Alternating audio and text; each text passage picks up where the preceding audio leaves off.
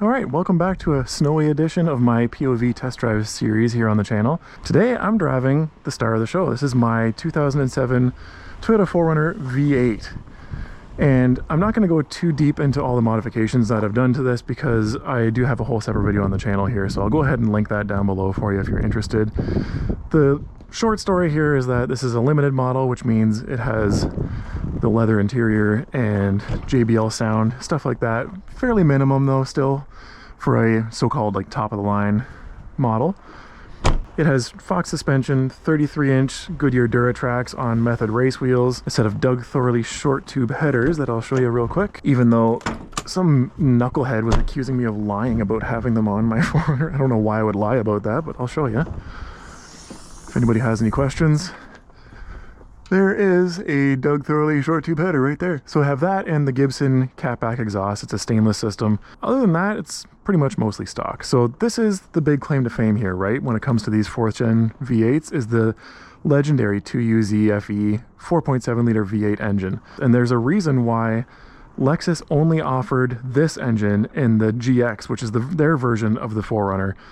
You couldn't get a Lexus with the 4-liter V6, and nothing against them. As you can see, I own one right here in the Tacoma. They're a great engine too, but these are smoother, they're quieter, and I would say equally as reliable. The only real downside here, aside from the fuel economy, is that you do indeed have a timing belt that you do have to change every, 100,000 miles or so. You know, when I worked at a Toyota factory, a coworker of mine actually bought not one, but two of these things brand new, one for him and one for his wife. And I have to say now, after owning this one for about 8 years now, I totally understand it. I totally get it. I think this is quite possibly, well, it is the best vehicle I've ever owned. And this actually replaced my WJ Jeep Grand Cherokee that I owned before this for about 10 years.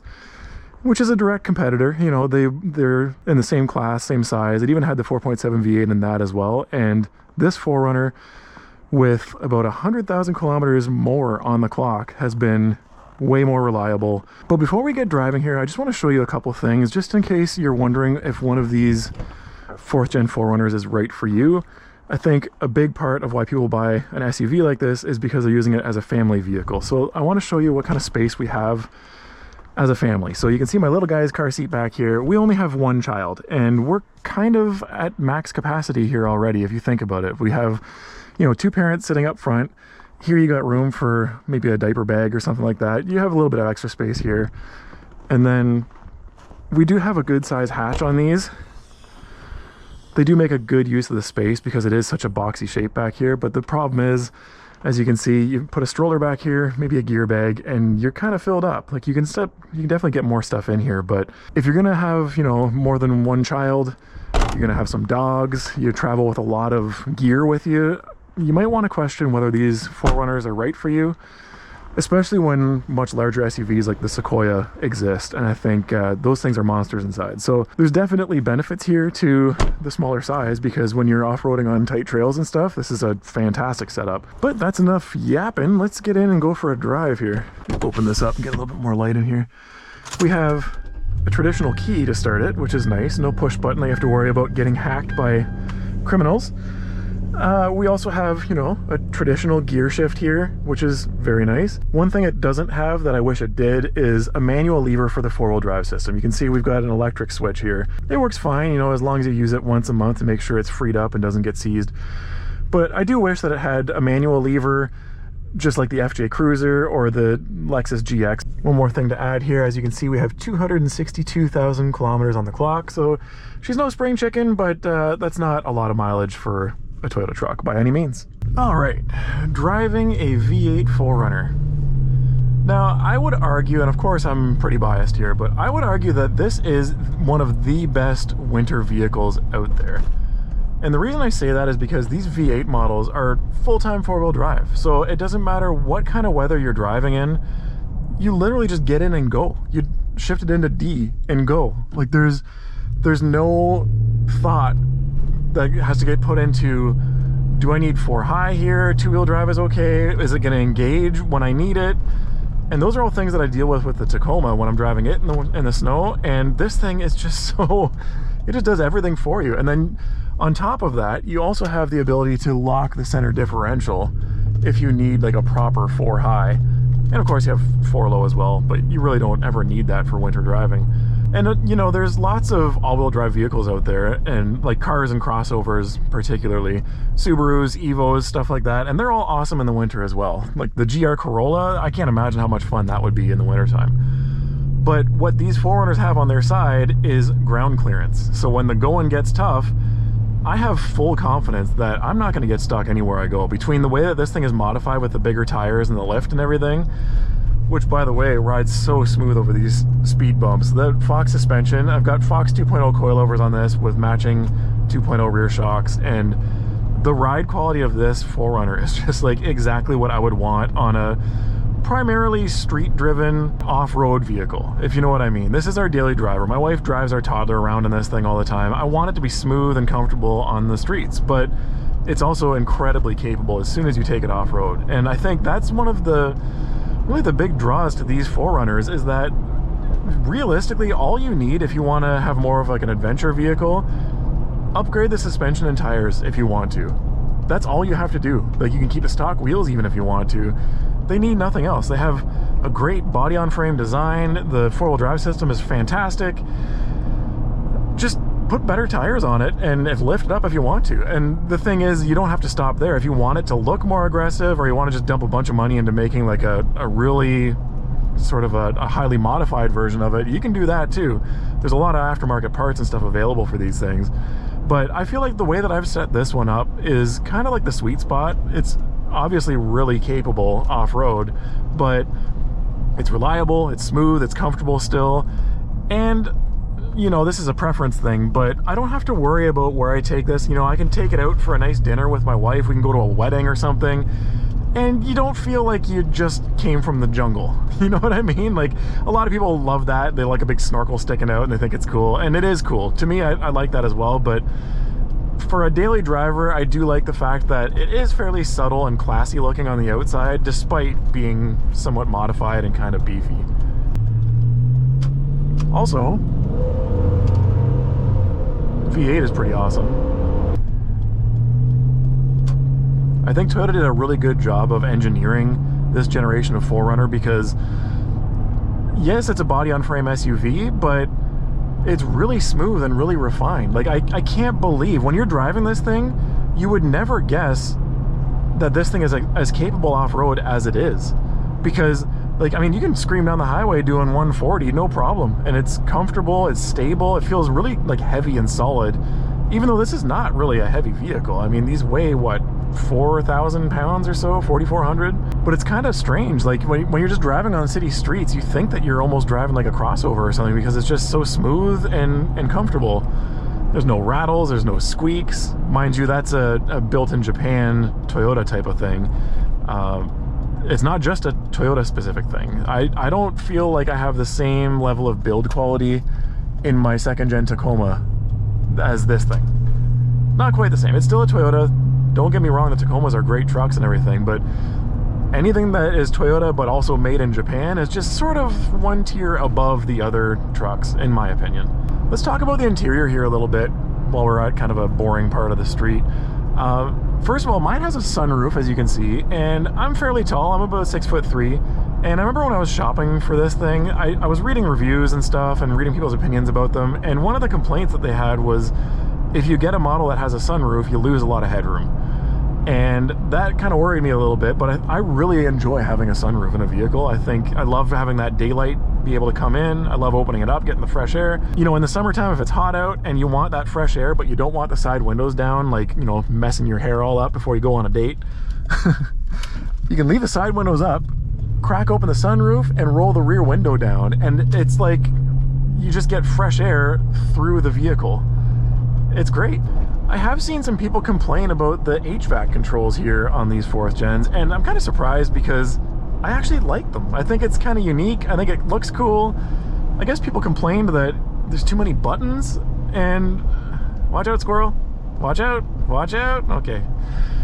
I don't think like, I feel like I'm the type of person that is very easily overwhelmed when I get into a modern vehicle with all the touch screens and all the different buttons and dials and stuff. I just kind of like, I want to pass out. I can't figure this out. It's too much. I don't feel that way about this at all. Like, you have very clearly labeled buttons and it works perfectly fine. I think it actually kind of, it dates back to this era of the early 2000s Toyota vehicles where it kind of was part of the design language. You know, I'm thinking of like the, say like the Lexus IS300 and stuff, you know, those cars, that generation of vehicles that Toyota was pumping out, they all kind of had this sort of styling to different parts of them. And I think it's, you don't really see it anymore. You didn't see it before that. So it is sort of like it's like an era thing. And I think that was a really good era for Toyota vehicles. So if this represents that, then I think it's good.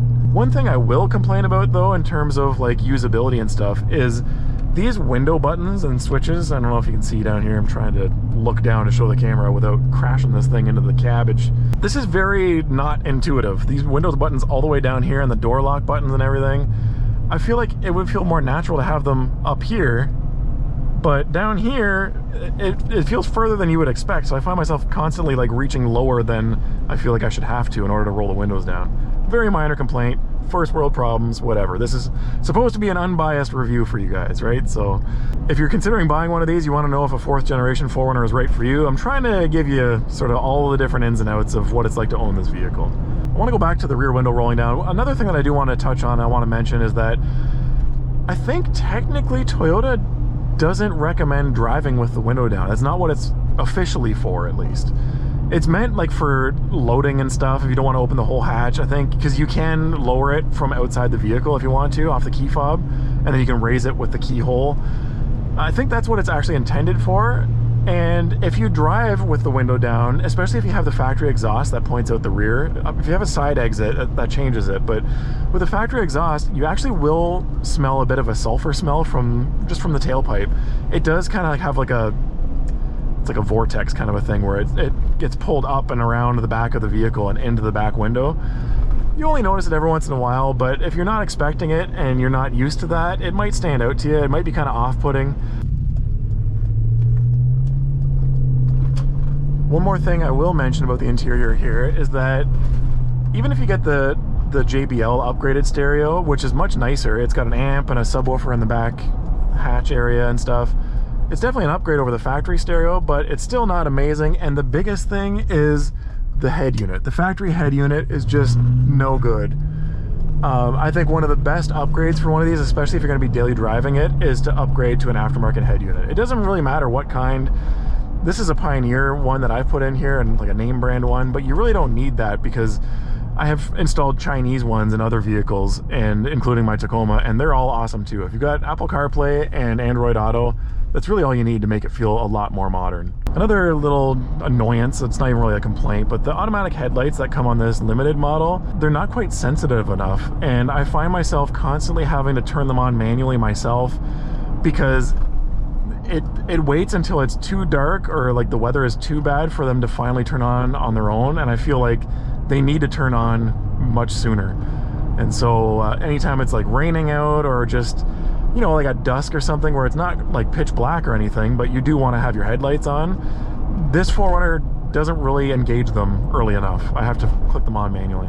One good thing that I will say though is that the visibility in these 4th gens is fantastic. I feel like this entire vehicle is just like one big window. It's like a fishbowl. It really is easy to see out of in all directions, which is pretty important on an SUV. It's not exactly a big size or anything, but the mirrors are really good too. They're a nice big mirror that you can really see out well.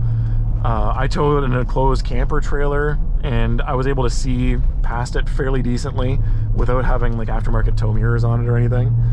But yeah, the back, I mean, you can see all around you really easily. And also these A-pillars are nice and skinny. I find a lot of vehicles have really thick A-pillars that it's hard to see past them for, you know, pedestrians or something when you're turning in an intersection.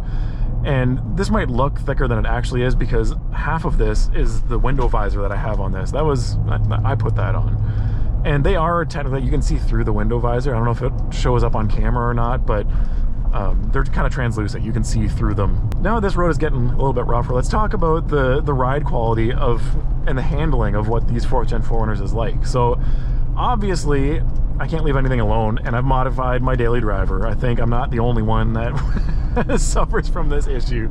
I tried to leave it stock at first, and that lasted for I think no more than a month. So I have Fox suspension on this, and it is riding so good over these bumps. Like, this is a really, really bad road, and I'm totally comfortable. This is overall really, really, really controlled. You can just feel the tires hugging the road surface, regardless of whether there's big bumps and dips and stuff. It's just like it's glued to the ground, basically, and it feels so much heavier than it actually is, in a good way. As far as handling goes, you know, this is a body-on-frame SUV. This is not going to handle like a sports car. I did run the factory X-Rias suspension for about a month when I first bought it, and that's as long as it lasted. But so these limited models, especially here in Canada, if it's a V8 limited, it comes automatically with the rear air suspension system. It's like a self-leveling system with airbags in the back instead of springs. And so mine had that, and it worked awesome. I actually really enjoyed it when it worked. Problem is, it had a leak in one of the airbags or one of the lines or something like that, and it just didn't function properly. But when it functioned, it was cool because it was definitely helpful, like for towing trailers or something. If you have some tongue weight, it would level itself back up. If you were putting your haggard Uncle Carl in the back seat, you could manually lower it down to make it less of a step to climb up into it and stuff. So it is definitely helpful. I don't think it's necessarily an unreliable system either. I think mine just happened to have a leak in it, but I don't think that was like super common or anything. But the X-Rias suspension, in terms of body roll and stuff, that's sort of like its main thing. The reason why they designed it was so that it would handle really good. It was all right. I think upgrading to the Fox suspension, I thought by getting rid of that, this was going to be a little bit more top heavy. It would have a little bit more body roll, and it doesn't. It feels about the same. So I don't think X-Rias is really anything special. Maybe with like factory suspension you would notice a difference, but if you upgrade to a properly tuned suspension, it's gonna do the same or more for you.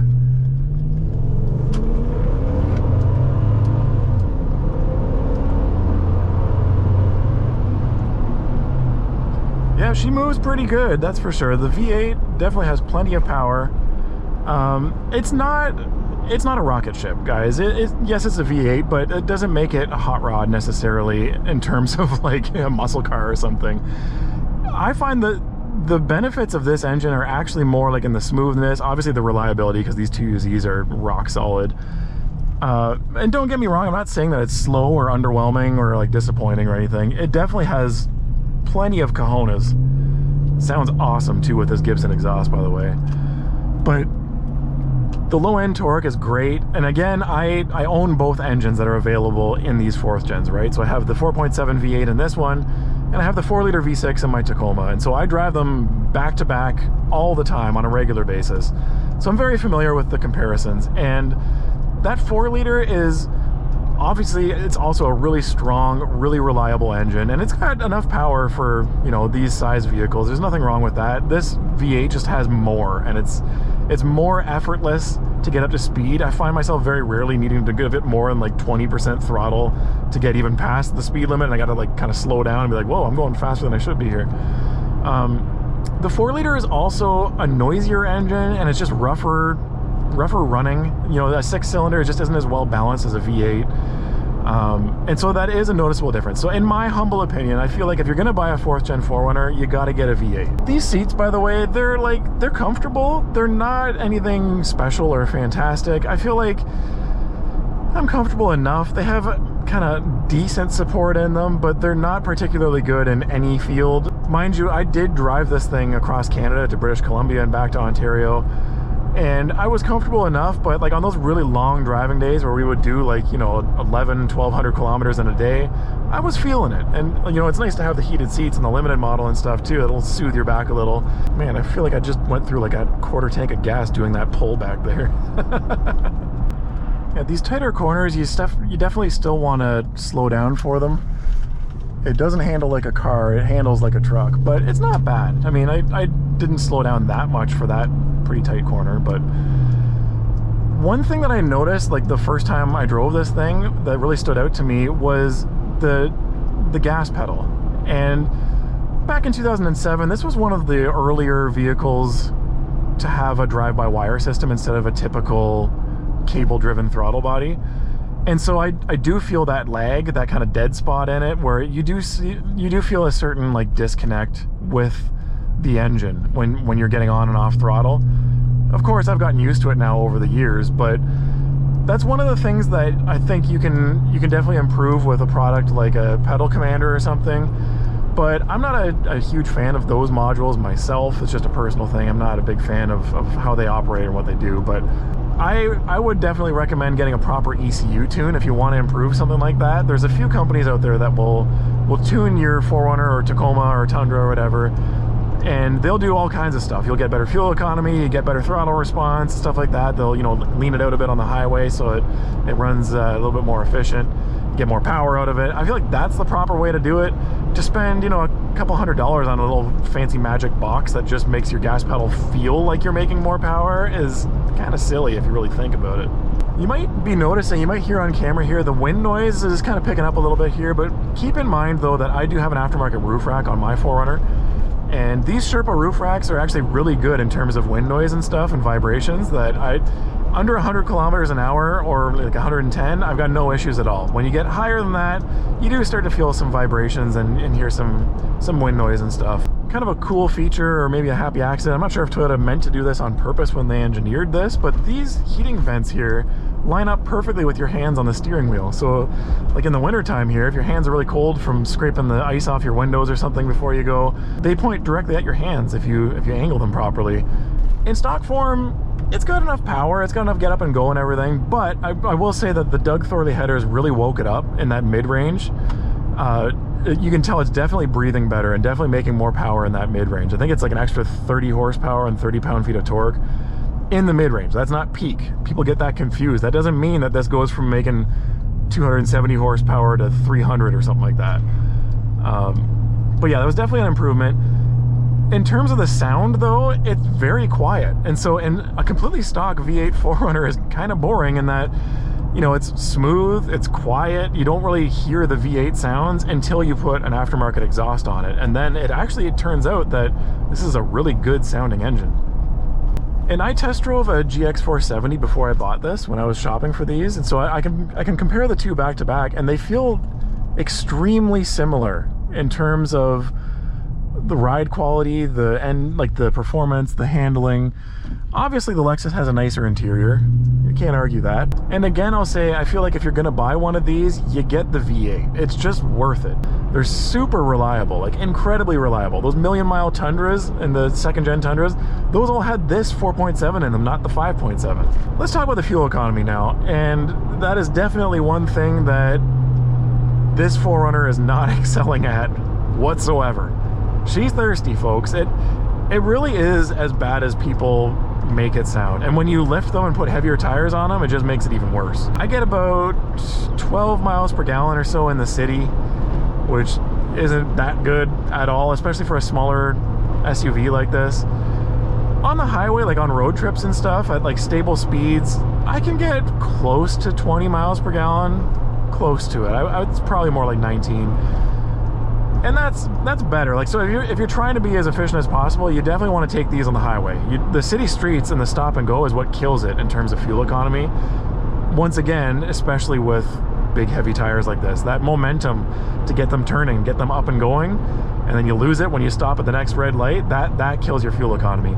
Let's talk about the other like value side of owning one of these, and the kind of the costs, expenses.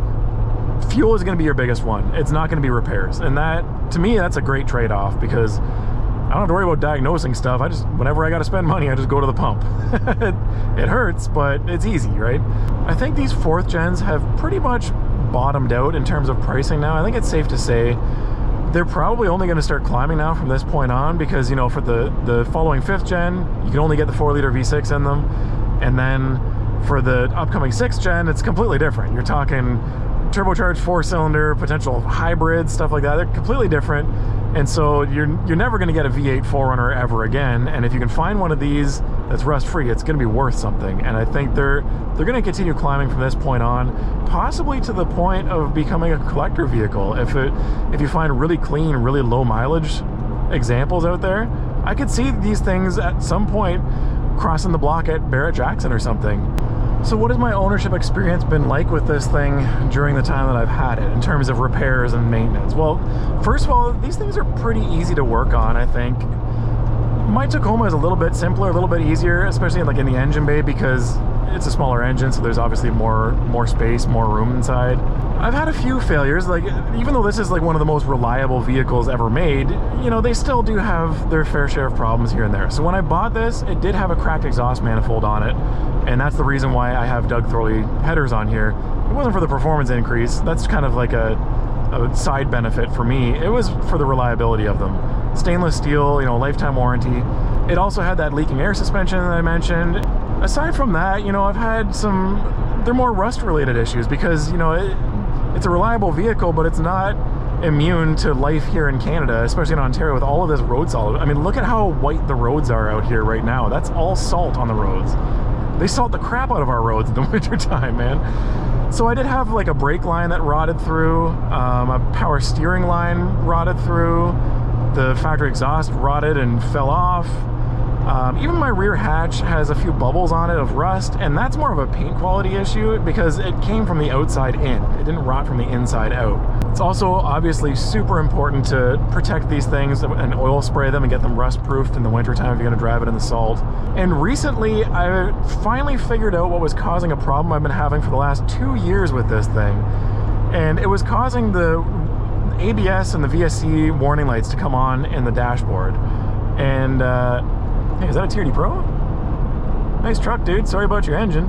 But I kept getting these lights on the dash, and I couldn't figure out what it was. It was throwing codes for like the ABS module and the master cylinder, like big expensive fixes. And you're not gonna believe what caused that and how I was able to fix it. Unfortunately, you're gonna have to go to a separate video for that. If I have it ready, I will link it on the screen here for you. If not, go ahead and check out the walk around tour of all of the modifications that I've done to this 4Runner and watch that video next. Thanks for watching, guys.